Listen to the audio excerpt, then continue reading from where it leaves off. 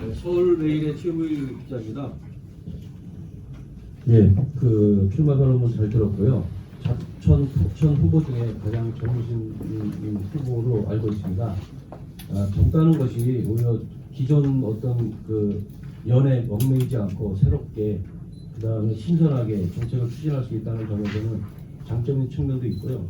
OECD 국가를 보면 뭐 핀란드의 산나마린이나 프랑스의 팔 그리고 다 34세 최고 지도자에 올랐습니다. 뭐 결코 뭐 나이 갖고 적다 많다는 할 수 없고 역사적 우리나라 조선시대 보면 잘 아시는 남이 장군 같은 경우는 20대에 뭐 병적한 경우가 많고 여진적으로 정벌한 이런 사례도 있습니다. 예전에 그 모 업체에서는 밖에서 벌어서 안을 살찌운다라는 슬로건으로 선전을 했던 기억이 있습니다. 지금 말씀하신 출마 선언문을 보면 경제적인 측면에서 에너지가 산업 경쟁력이다라고 해서 태양광 발전소 거론하셨는데요. 구체적으로 어떤 산업을 어떻게 발전시켜서 궁극적으로 의정부 시민의 부를 성장시키고 창출할 건지 그 부분에 대한 구체적 내용을 질문드립니다. 일단 아까 출마 선언문에서도 말씀드렸던 것처럼 사실 어떤 산업을 찍고 추진하겠다라는 것은 지난 선거라든지 지지난 선거 수많은 한 10년에서 20년 정도 동안 그것을 얘기를 하더라도 현실적으로 되지 않았다라는 것이 지난 세월의 어떤 지금까지의 결과물인 것 같습니다. 그래서 무엇보다도 중요한 것이 뭐 어떤 산업을 구체적으로 찍어서 유치하겠다라는 그런 공약보다는 그 모든 산업들이 근본적으로 갖고 있는 고민, 근본적인 것이 바로 전기입니다. 최근에는 대한민국이 이제 경제가 수출 위주로 성장하고 있지 않습니까? 거기서 가장 중요한 것이 아리백입니다. 그 하나의 상품을 만드는데 얼마만큼의 석탄 발전 등을 통해서 그것이 생산됐는지를 정확하게 계량을 하고 그 다음에 그것이 관세로 작용이 되어서 수출을 하고 있는 상황입니다. 이럴 때일수록 가장 중요한 것이 하나의 생품과 제조품을 만드는 데 있어서 얼마만큼의 신재생 에너지 기반의 전기를 바탕으로 생산했는지가 이 먹고 사는 문제에서 그리고 수출과 의정부의 부를 축적할 수 있는 데서 가장 중요한 거라고 생각을 합니다. 그래서 아까 말씀드렸던 것처럼 전기가 곧 산업의 경쟁력이다라고 말씀드린 거고 그 산업 경쟁력을 통해서 최근에 이재명 대통령님이 말씀하신 것처럼 피지컬 AI 그리고 특히나 그 피지컬 AI 부분에서 도대체 어떤 항목에 우리가 집중을 할 것이냐라는 것을 판단을 해봤을 때 수도권에서 이렇게 서울과 가까운 인접 지역에서 대학병원급의 병원을 갖고 있는 곳이가 거의 의정부가 유일합니다. 그 다음에 아까 말씀드렸던 것처럼 사실 현재의 4년간의 통계는 2030 청년 세대와 4050 어떻게 보면은 러프하게는 생산 가능 인구가 탈출하고 있는 상황입니다. 그러면 대학병원이 많은 이 상황과 그 다음에 이제 어르신들이 많은 이 상황을 오히려 그 위기를 기회로 전환하는 것에 있어서 피지컬 AI 같은 의료용 기기 산업에 있어서 의정부가 강점을 가질 수 있다라고 판단을 했고요. 무엇보다도 그 이전에 전기에 대한 경쟁력을 갖춘 이후에 그것을 함께 결합을 하면은 의정부가 충분히 그곳에 있어서 경쟁력을 발휘할 수 있다라고 판단을 하고 있습니다. 그 다음에 제가 말씀드린 이것은 이재명 정부의 국정과제 39번 재생에너지 중심 에너지 대전환과 결을 같이 하고 있습니다. 중앙정부의 지원과 경기도의 지원이 절실한 의정부의 상황 속에서 우리는 현실적으로 중앙정부의 기조와 경기도의 기조를 맞출 수밖에 없습니다. 그것을 맞추지 않고 독자적으로 발전을 하려면 저희가 알아서 해야 되는데 그게 쉽지 않다라는 것은 지난 CRC의 디자인 클러스터가 지금까지 안 되고 있는 상황이라든지 캠프카일에 관련 어떤 산업들이 잘 진행되지 않는 이 상황을 통해서 목격할 수 있었습니다. 그래서 이재명 정부의 국정기조와 함께 맞추고 의정부의 강점을 살리는 것 그거에 있어서 집중해서 공약을 개발했습니다. 좋은 질문 감사합니다. 예. 네, 동아일보의 홍준호 기자입니다. 의정부시에도 이렇게 젊은 시장 후보가 나왔다는 것에 대해서 제일 긍정적으로 생각하고 공감을 합니다. 일단 제가 드릴 질문 두 가지인데요.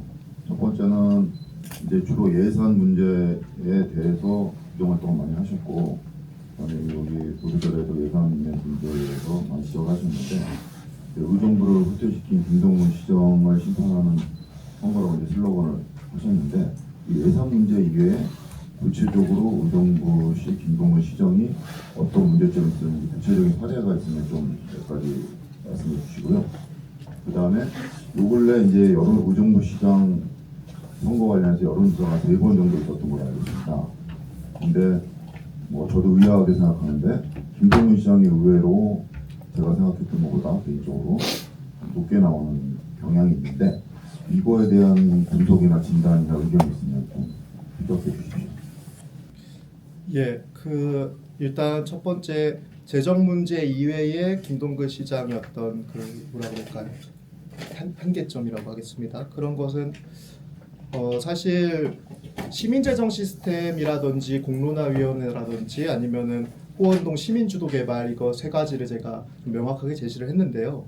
이 세 가지를 통해서 말씀드리고 싶은 건 무엇이었냐면 지금의 시정은 시장이 지시하고 그저 따르기만 하는 그것에 대한 어떤 대안으로서 제가 많이 집중을 했습니다. 사실 김동근 지난 시정의 4년을 참 평가를 해보자면 참 좀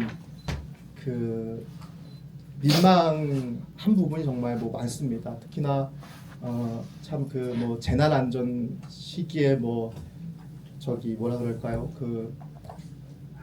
술 이런 거 먹는 그런 것이라든지 아니면 답을 정해놓고 하던가 아니면 예를 들면 예비군 훈련장 같은 거 가능동으로 이전하겠다 약속해놓고 실제로 국방부 가서는 다른 동네 제시하고 시민들한테 발표하는 그런 것이라든지 뭐 그런 게 있어서 조금 시민들 눈높이에 안 맞는 부분이 있지 않았나 이런 조금 생각이 듭니다. 제가 참 말씀드리기도 이제 민망합니다. 두 번째 질문 같은 경우는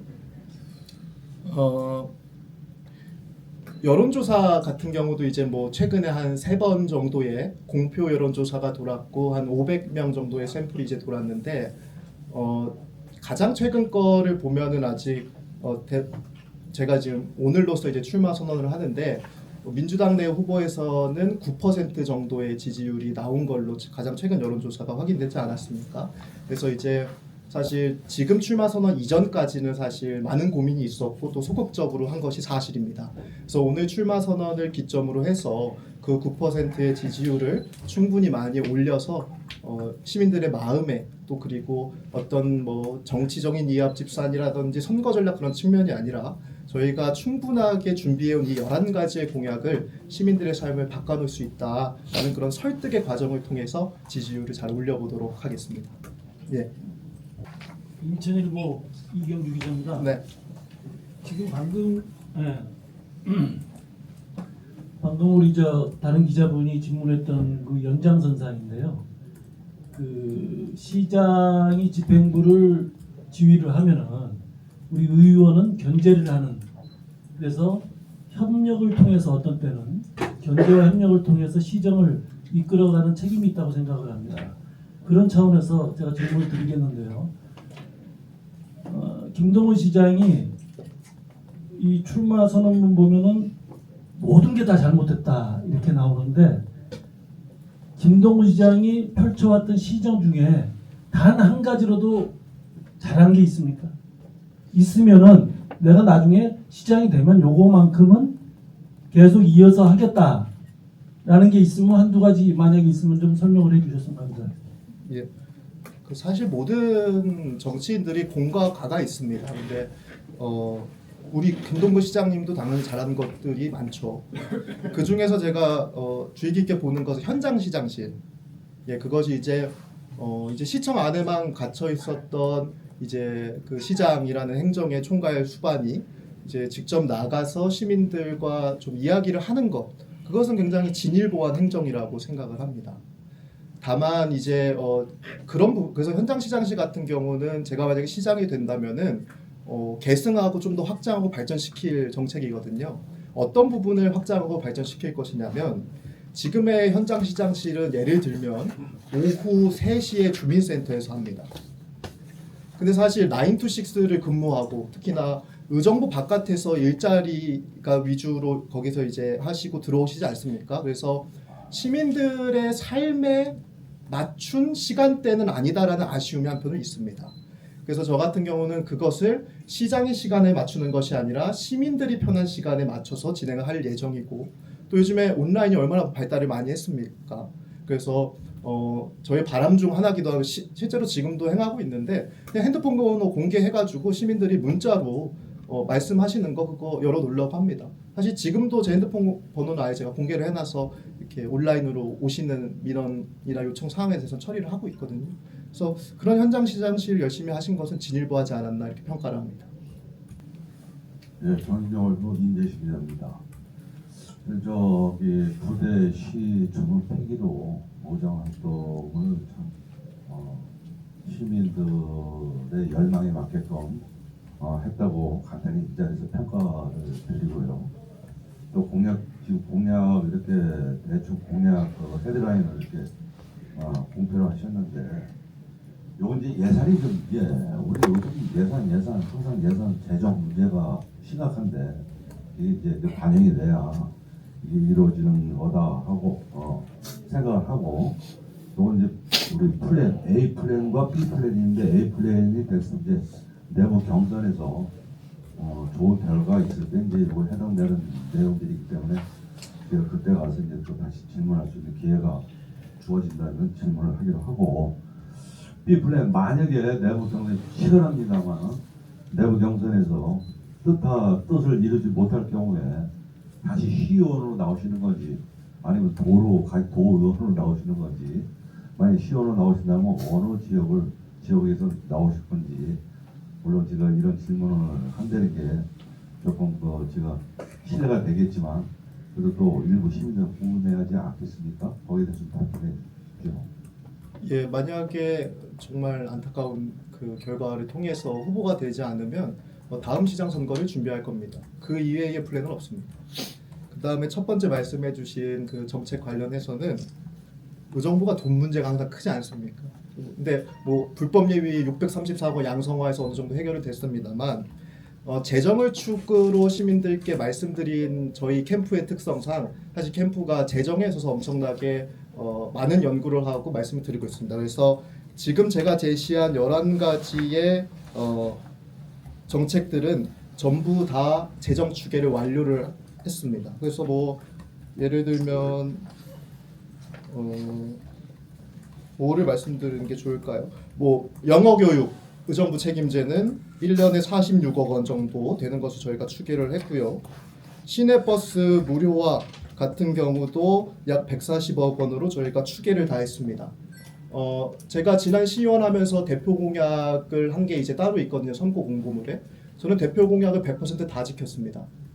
그런 것처럼 지금 말씀드리는 11가지도 제가 100% 다 지킬 수 있는 것만 말씀드렸고, 그것을 지키려면은 늘 저희가 공약 왜 안 되냐 하면은 늘 말하는 게 돈이 없어서 그렇습니다 이런 말 하지 않습니까? 너무 당연한 거 아닙니까? 그래서 재정 추계는 11가지를 다 했고, 그다음에 충분히 지금 우리 시의 회계로서 소화가 가능한 상황입니다. 감사합니다. 그 시민이 주인이 되는 진짜 참여 도시에서 시내버스 무료화와 정말 괜찮을 것 같아요. 그다음에 시민주권 예산제 도입이라고 하셨는데, 이게 그러니까 시민주권 예산제가 일반 행정에서 말하는 어떤 참여 예산에 대한 개념에서도 깊숙이 들어가는지 좀 알고 싶고요. 그다음에 시내버스 무료화는 지금 공영버스나 이런 부분들을 확대해서 시 재정과 도비를 받아야 되는 상황인데, 지금 예산으로 이 부분들을 추진하는 데는 좀 어려움이 있지 않나 생각이 되는데, 어떤 계획으로 이걸 말씀하시는지요? 일단 첫 번째 시민주권 예산제 관련해서 말씀드리면은 사실 지금 참여 예산자를 하고 있지만 그것이 세 자리 숫자도 되지 않습니다. 저희가 1년에 1조 한 5천억 원 정도를 쓰는데, 그 안에서 한 100억 단위도 크게 잘 왔다 갔다 하는데요. 그걸로는 시민들의 열망을 충분히 담을 수 없다라는 거여서 훨씬 더 확대시켜야 된다라는 의지의 발현이었고, 또 핵심적인 것은 이 시민주권 예산제는 순세계 잉여금에 관해서만 하겠다라는 겁니다. 순세계 잉여금은 여러분들 잘 아시겠지만 원래 남으면 안 되는 돈입니다. 원래 남으면 안 되는 돈이라는 것은 무엇이냐면 시장 눈에는 안 보이는 그 돈인 것입니다. 1293억 원 그거 남는 거 아니었다. 그다음에 불법 없다라고 시장이 말했지만 결론적으로 드러난 거 634억 원이 불법으로 드러난 거 아닙니까? 그러니까 순세계잉여금이 많이 남았다라는 것은 그만큼 해당 지자체의 재정 운영 능력이 떨어지고 있다라는 것을 말을 하는 것이거든요. 그래서 한편으로 시민주권예산제를 순세계잉여금 전체를 대상으로 하겠다라는 것은 오히려 재가 시장이 돼도 분명 놓치는 부분이 있을 겁니다. 그래서 그 놓치는 부분을 시민들의 참여로 선순환으로 바꾼다라는 것이고 시민들이 찾아주시면은 그것을 바로 시민들이 직접 참여를 통해서 사업이 진행되게끔 하겠다라는 시민과 시청의 선순환 구조를 확립하기 위한 제도다라고 말씀드리고 싶고 그 다음에 지금 이것은 구글에다가 의정부 시민재정 시스템 치시면 그대로 구현이 되어 있습니다. 저희는 지금 있는 저희가 개발한 청년들과 개발한 그 시스템을 시청이 공식적으로 채택하겠다라는 것을 말씀드리는 거고요. 시내버스 무료화 같은 경우는 사실 이름이 시내버스 무료화 같아서 조금 뭔가 이게 안 될 것 같은 이렇게 생각을 하실 수 있겠습니다만 사실 이것은 1년 전 정도에 그 박지혜 국회의원님이 진행하신 토론회에서 제가 패널로 참여해가지고 발표한 내용입니다. 사실 유튜브에서도 재정 추계를 다 한 것을 발표를 드렸고 이것은 사실 일부 지역에서는 벌써부터 진행을 하고 있고 무엇보다 중요한 것은 현재는 의정부시는 시내버스 준공영제를 진행을 하고 있거든요.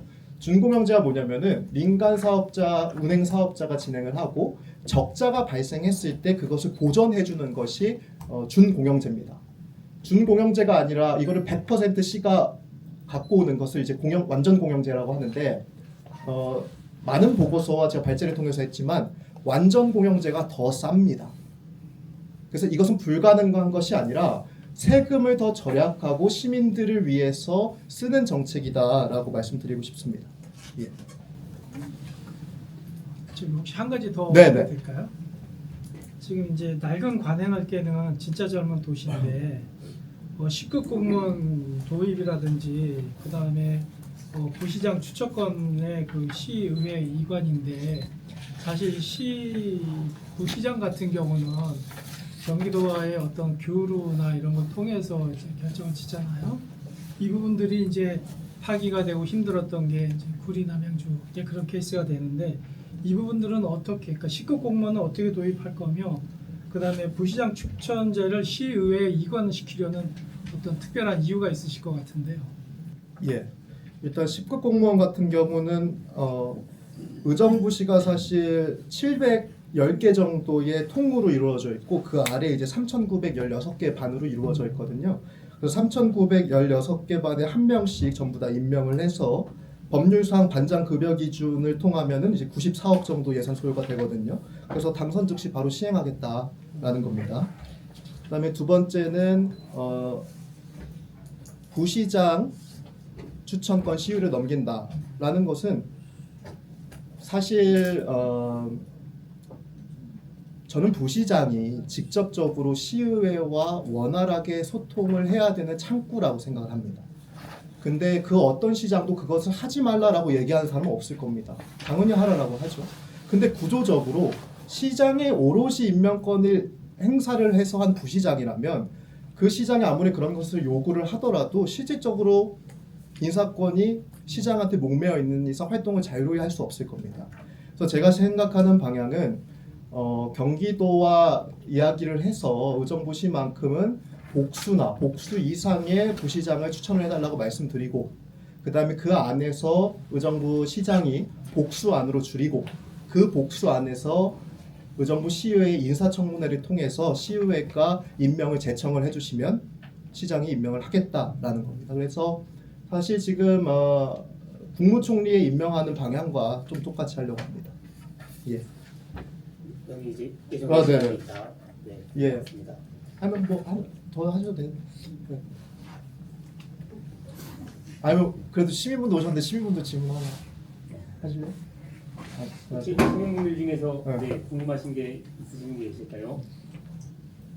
제가 기자님들 날카로운 질문 때문에 어제 밤새 공부해가지고 조금 더 얘기를 하고 싶습니다. 네, 동아리 동의부장장. 주로 이제 김진호 의원님 의정활동을 보면 예산 문제에 대해서 이제 날카롭게 지적하시는 분이 굉장히 많았었는데 여기 이제 자세히 말씀하지 않았지만 의정부 시가 이제 예산이 없다는 핑계로 그동안 도나 정부의 매칭 사업을 못한 게 놓친 게 많습니다. 이 아이디어로 꽤 돈이 되는데 지금 결론적으로는 600 몇십억 원이 그 숨겨진 예산으로 발각이 됐지 않습니까? 그러면은 그거를 매칭 안 했다는 게 그냥 3, 4년 동안 매칭을 안 한 거는 돈이 없어서 안 한 게 아니라 이제 돈이 없다는 핑계를 안 한 건데 그러면 시장의 어떤 뭐 배임이나 아니면은 시장에 뭐라 그래야 되나요? 이거 법적으로 규명하기 좀 그런데 이게 상당히 문제가 있는 거 아니고 왜냐하면 들어올 수 있는 예산을 매칭을 못하면서 다 날린 거기 때문에 이건 어떻게 보면 의정부시가 돈이 없다고 해서 벌어들일 수 있는 돈을 시장이 무능하든가 아니면 뭔가 뭐 의도가 있었든가 해서 날린 건데 결국 나중에 돈이 있었다는 게 이제 나타났으니까 그래서 그때 이 돈을 사용했으면 오히려 예산을 좀 풍족하게 더 사용할 수 있는 기회가 됐을 텐데 이거에 대해서 되게 안타까운데 이 점에 대해서는 진단이나 지적이 없어서 이거에 대해 한 말씀 부탁드리겠습니다. 예, 문제의 본질이고 핵심이라고 생각합니다. 결론적으로 김동근 시장과 제가 본선에서 TV 토론이라든지 경쟁을 하게 될 때 그 사항은 핵심 중 핵심이 될 겁니다. 지난 4년간 청년 기본소득 없애고 여성 생리대 지원 사업 끊고 장애인 혁신학생 도시 다 없앴지 않습니까? 그러면서 우리 공무원들은 임금 때문에 걱정해야 되는 그런 상황까지 왔습니다. 돈이 없었던 게 아니라 둘 중에 하나거든요. 돈이 있는데도 거짓말을 했거나 돈이 있는 사실조차 인지하지 못하는 행정의 무능, 둘 중에 하나입니다. 가장 중요한 것은 둘 다 문제라는 것이죠. 그래서 나중에 이것은 굉장히 큰 핵심 쟁점이 될 것이며 지난 4년간의 통계를 봤을 때 2030과 4050의 인구 유치는 수직 상승하고 있습니다. 저는 그것이 시장의 잘못된 재정 운용 능력 때문이라고 보거든요.